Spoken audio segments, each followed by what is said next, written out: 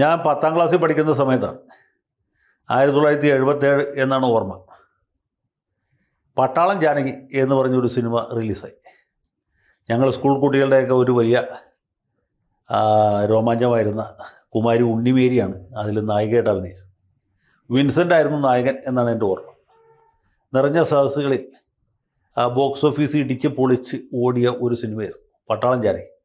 Cross belt മണി എന്ന് പറഞ്ഞ പ്രഗത്ഭ സംവിധായകനാണ് ഈ സിനിമ സാക്ഷാത്കരിച്ചത്. തിരക്കഥയും സംഭാഷണമൊക്കെ ആരായിരുന്നു എനിക്കിപ്പോൾ ഓർമ്മയില്ല. ഏതായാലും പടം സാമാന്യം വലിയ വിജയമായിരുന്നു. ക്രോസ് ബെൽറ്റ് മണി എന്ന് വെച്ചാൽ മലയാളത്തിൽ വലിയ സ്റ്റണ്ട് സെക്സ് പടങ്ങളുടെ സംവിധായകരായിരുന്നു.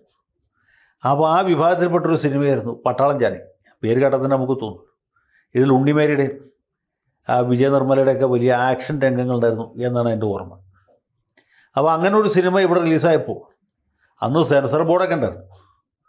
അന്ന് ഈ അടൽ ബിഹാരി വാജ്പേയി ഇന്ത്യയുടെ നമ്മുടെ വിദേശകാര്യമന്ത്രി, അതുപോലെ L K Advani information and broadcasting മിനിസ്റ്ററുമായിരുന്നു, INB മിനിസ്റ്റർ.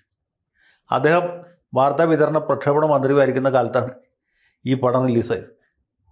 ആർക്കും ഒരു മതവികാരവും വ്രണപ്പെട്ടില്ല. ഇങ്ങനൊരു പേരിടുന്നത് ശരിയാണോ? അത് ജാനകി എന്ന പവിത്രമായ ദൈവികമായ സാക്ഷാൽ സീതാദേവിയുടെ പര്യായത്തെ അവഹേളിക്കുന്നതായിട്ട് തോന്നി. അല്ലെങ്കിൽ പട്ടാളത്തെ, ഇന്ത്യൻ സൈന്യത്തെ ഇടിച്ചു താഴ്ത്തുന്നതായിട്ടും ആർക്കും തോന്നിയില്ല. അപ്പം നമ്മളെയൊക്കെ കുറ്റമാണ്. ഞാനന്ന് 10ാം ക്ലാസ്സിൽ പഠിക്കുകയായിരുന്നു. ഒന്നുകൂടി മുതിർന്നതിന് ശേഷമാണ് നമുക്ക് ആലോചിക്കാം. പക്ഷെ ആർക്കും തോന്നിയില്ല. അതുകൊണ്ട് എന്ത് സംഭവിച്ചു?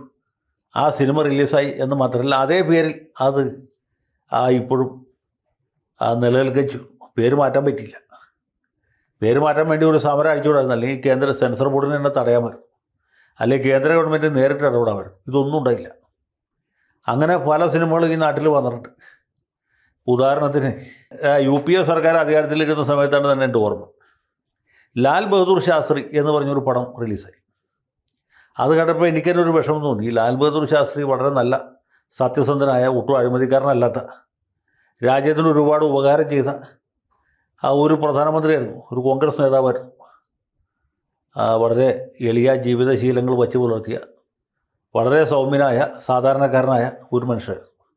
അദ്ദേഹത്തിൻ്റെ പേരിട്ട് ഒരു സിനിമ മലയാളത്തിൽ വരിക എന്ന് പറഞ്ഞാൽ അത് ശാസ്ത്രീയ പുച്ഛിക്കുന്നതിന് തുല്യമാണ്. ഏതോ കോഞ്ഞാട്ട സംവിധായകൻ്റെ പടമായിരുന്നു.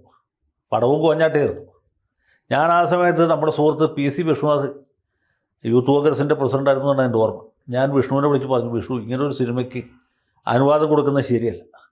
ഇത് തീർച്ചയായിട്ടും പ്രതിഷേധിക്കപ്പെടേണ്ടുന്ന ഒന്നാണ്. പക്ഷേ പുള്ളിക്ക് അതിൻ്റെ ലോജിക്ക് മനസ്സിലായില്ല. പുള്ളി പറഞ്ഞപ്പോൾ ലാൽ ബഹദൂർ ശാസ്ത്രി എന്നുള്ള പേരിൽ പടം വന്നാൽ എന്താ കുഴപ്പം? ഞാൻ പറഞ്ഞു, കുഴപ്പമൊന്നുമില്ല. ഈ സിനിമ എങ്ങാനും സക്സസ് ആയി കഴിഞ്ഞാൽ നാളെ പണ്ഡിറ്റ് ജവഹർലാൽ നെഹ്റു എന്ന പേരിൽ വേറെ ഏതെങ്കിലും കോഞ്ഞാട്ട പടം പിടിക്കും. നമ്മളത് സഹിക്കേണ്ടി വരും. അതും സക്സസ് ആയി കഴിഞ്ഞാൽ പിന്നെ പണ്ഡിറ്റ് മോട്ടിലാൽ നെഹ്റു എന്ന പേരിലും പടം പിടിക്കേണ്ടതായിട്ട് വരും. അതും വിജയിക്കും. ഏതായാലും ലാൽ ബഹദൂർ ശാസ്ത്രി ബോക്സ് ഓഫീസിൽ നടുവടിച്ച് വീണതുകൊണ്ട് ആ അപകടം ഒഴിവായി. അത് ഒരു യൂത്ത് കോൺഗ്രസ്സുകാരൻ പോലും ഇവിടെ പ്രതിഷേധിക്കാനുണ്ടായില്ല എന്നുള്ളതാണ് കഷ്ടം. അത് കഴിഞ്ഞത് ഇപ്പോഴാണ് Janaki versus state of Kerala എന്നൊരു പടം വന്നു. എന്തൊക്കെ കോപാളിത്തരമാണെന്നാണ്. ഉടനെ തന്നെ സെൻസർ ബോർഡിന് ഇത് കണ്ടപ്പോൾ വലിയ വിഷമം തോന്നി. ഈ സിനിമയുടെ പേര് അനുഭവിച്ചു കഴിഞ്ഞാൽ ഇവിടെ കോടാനുകോടി വരുന്ന ഹിന്ദുക്കളുടെ വികാരം വ്രണപ്പെടുകയില്ല, അത് പഴുത്ത് പൊട്ടും, ആകെ കുഴപ്പവും. അതുകൊണ്ട് ഈ സിനിമയുടെ പേര് മാറ്റണം. ഈ പേരിൽ റിലീസ് ചെയ്യാൻ ഞങ്ങൾ സമ്മതിക്കില്ല. വേറെ ഒരു കുഴപ്പമില്ല, പേര് മാത്രം മാറ്റിയാൽ മതി. ഈ സിനിമയിലെ നായകൻ കേന്ദ്ര സഹമന്ത്രി സാക്ഷാൽ സുരേഷ് ഗോപിയാണ്. എന്നിട്ട് പോലും സെൻസർ ബോർഡിന് യാതൊരു മൈൻഡും ഇല്ല, വിട്ടുവീഴ്ചയില്ല. സെൻസർ ബോർഡ് പിടിച്ച പിടിയാണ്. അത് കേന്ദ്രത്തിൽ പോയി, അവിടെയും ഇതേ റിസൾട്ട് തന്നെ ഉണ്ടായി. അവസാനം ഹൈക്കോടതിയിൽ പോയി. ബഹുമാനപ്പെട്ട ഹൈക്കോടതി ജഡ്ജി കഴിഞ്ഞ ശനിയാഴ്ച ഈ സിനിമ കണ്ടു. എന്നിട്ട് പിന്നെ പുള്ളിക്ക് എന്ത് തോന്നിയെന്ന് എനിക്കറിയില്ല. ഏതായാലും നിർമ്മാതാക്കൾ, വിതരണക്കാരെല്ലാവരും കീഴടങ്ങി. അവർ സിനിമയുടെ പേര് മാറ്റാൻ തീരുമാനിച്ചു. ജാനകി V എന്നാക്കി. ജാനകിക്ക് ഇപ്പോൾ ഒരു ഇനിഷ്യൽ കൂടി കിട്ടി. ഈ ഇനിഷ്യൽ ഇല്ലാത്തതുകൊണ്ടാണ് ഇത്ര നാളും കുഴപ്പമായത്. നിർമ്മാതാക്കൾ പറയുന്നത് എന്താ വെച്ചാൽ, ഇനി V അല്ല P ആയാലും കുഴപ്പമില്ല, ഞങ്ങൾ ഈ സിനിമ എങ്ങനെയെങ്കിലും റിലീസാവണം, 4 പീപ്പിൾസ് കാണണം, മുടക്കിയ കാശ് കിട്ടണം, അത്രേ ഉള്ളൂ. അതിനിപ്പോൾ ഇനി എന്ത് തന്നെ പറഞ്ഞാലും ഞങ്ങളത് അംഗീകരിക്കാൻ തയ്യാറാണ്. മടുത്തു, കയറി ഇറങ്ങി മടുത്തു, ജീവിതം കോഞ്ഞാട്ടി എന്ന്. ഏതായാലും ജാനകിക്ക് ഒരു ഇനിഷ്യൽ കിട്ടി എന്നുള്ളതല്ലാതെ ഈ സിനിമയിൽ എന്ത് മാറ്റം ഉണ്ടായെന്ന് നമുക്കറിയില്ല. സിനിമ ബോക്സ് ഓഫീസിൽ വിജയിക്കുമോ പരാജയപ്പെടുമോ എന്നും അറിയില്ല. സിനിമയുടെ പേര് മാറ്റിയ സംഭവങ്ങൾ പണ്ടുണ്ടായിട്ടുണ്ട്. ഈ നമ്മുടെ സത്യനാന്തിക്കാടിൻ്റെ പ്രസിദ്ധമായ പൊന്മുട്ടയിടുന്ന താറാവ് എന്ന സിനിമ, അതിന് നേരത്തെ പ്രഖ്യാപിച്ചിരുന്ന പേര് പൊന്മുട്ടയിടുന്ന തട്ടാൻ എന്നായിരുന്നു. സത്യത്തിൽ അതായിരുന്നു അതിന് ശരിക്കും ഉചിതമായ പേര്. ബുദ്ധിമാനായ ഒരു തട്ടാൻ, ശ്രീനിവാസനാണ് ആ റോളിൽ അഭിനയിച്ചത്, തട്ടാൻ ഭാസ്കരൻ. അദ്ദേഹം വളരെ രസകരമായ പല സംഗതികളും ഒപ്പിക്കുന്നതായിരുന്നു. ആ സിനിമ ആ പേരിൽ വന്നെങ്കിൽ തട്ടാന്മാർക്ക് മൊത്തത്തിൽ അഭിമാനകരമായി തീർന്നേനെ. പക്ഷേ എന്ത് ചെയ്യാൻ പറ്റും, ഈ സ്വർണ്ണപ്പണിക്കാരുടെ ചില സംഘടനകൾ ഇതിനെതിരെ ചന്ദ്രഹാസം കൊടുത്തു. ഈ സിനിമയുടെ പേര് മാറ്റിയില്ലെങ്കിൽ ഞങ്ങൾ അങ്ങനെ ചെയ്യും, ഇങ്ങനെ ചെയ്യുന്നു. സത്യനാന്തിക്കാടൊരു മാശക്കാരനായതുകൊണ്ട് പേര് മാറ്റി പൊന്മുട്ടയിടുന്ന താറാവ് എന്നാക്കി. എന്നിട്ട് അതിനൊരു അടിക്കുറിപ്പും കൊടുത്തു.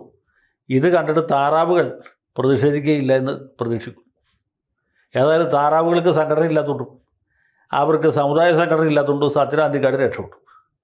അങ്ങനെയാണ് പൊന്മുട്ടയിടുന്ന തട്ടാൻ പൊന്മുട്ടയിടുന്ന താറാവായിട്ട് മാറി.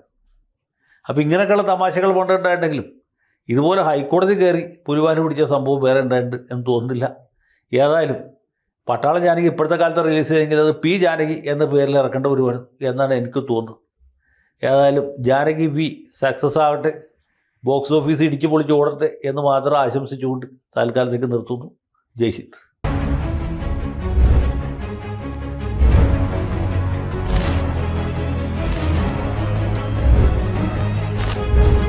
കൂടുതൽ വാർത്തകളും വിശേഷങ്ങളും നിങ്ങളിലേക്ക് എത്താൻ ABC മലയാളം സബ്സ്ക്രൈബ് ചെയ്യുക, ബെൽ ബട്ടണും അമർത്തുക.